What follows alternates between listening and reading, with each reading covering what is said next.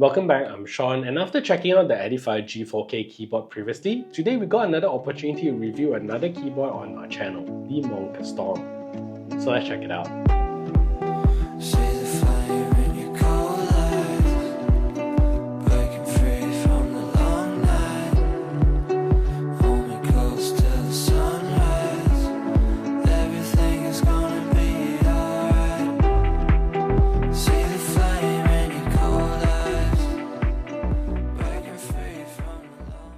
So this keyboard today was sent over to me by Marvo Pro for review, and this is not a sponsored post, and my review will be based on my honest and unbiased opinion. And if you're new here, please consider subscribing and ring the notification bell so you won't miss any future tech reviews.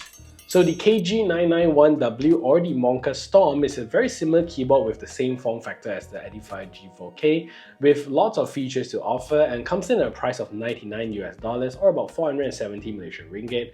Priced pretty decently as well for all the features that it offers, so if you're interested in what you see, definitely get them in the links below.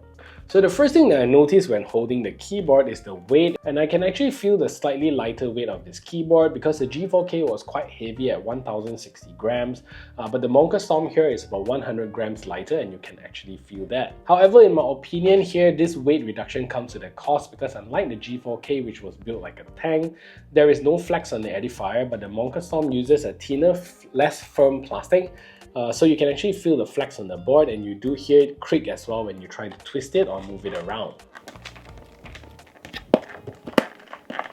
So tapping underneath the board, I don't hear it as a hollow internal, and I also can hear some of the foam padding inside, which is good. So material wise, the whole keyboard is made of this plastic material with a nice color scheme.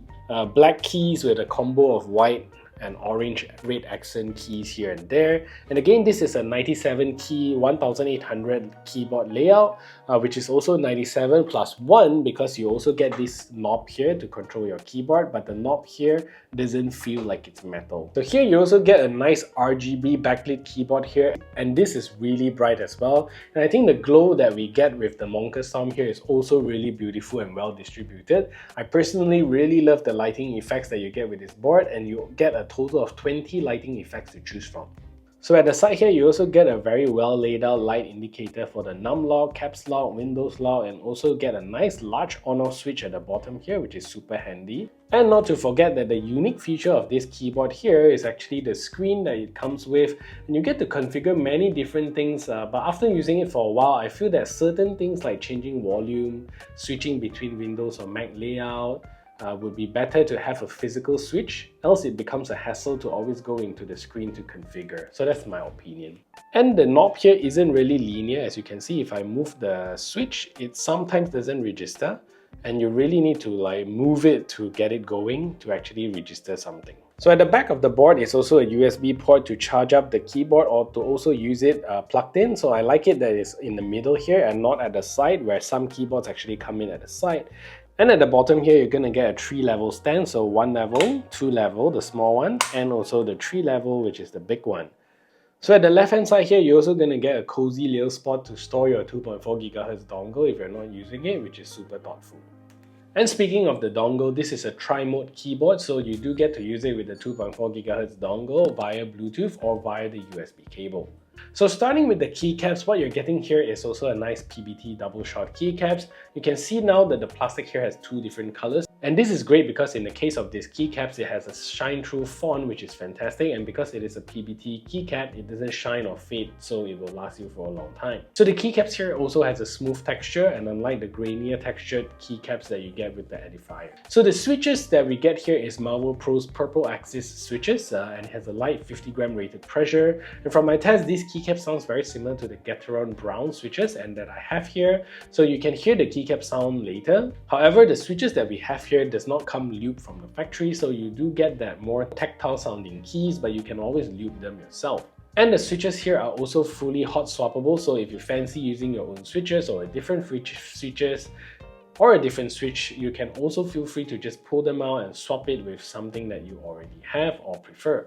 So let's take a listen to how these switches actually sound like.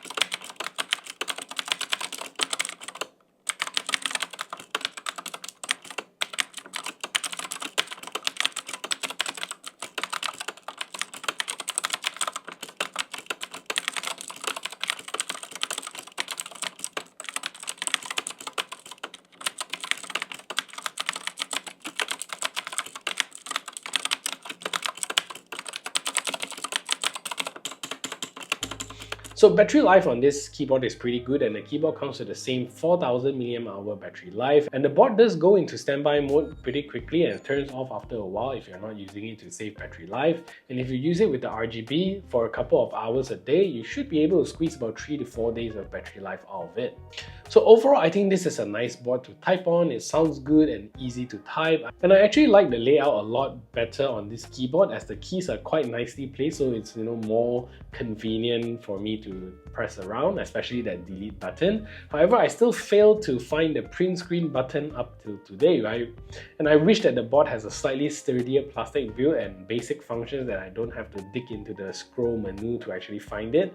And aside from that, this is quite an awesome keyboard. So that is it for this review. If you find this video helpful, smash that thumbs up button, share this video everywhere, and if you haven't yet subscribed, do consider subscribing, and I'll see you in the next video.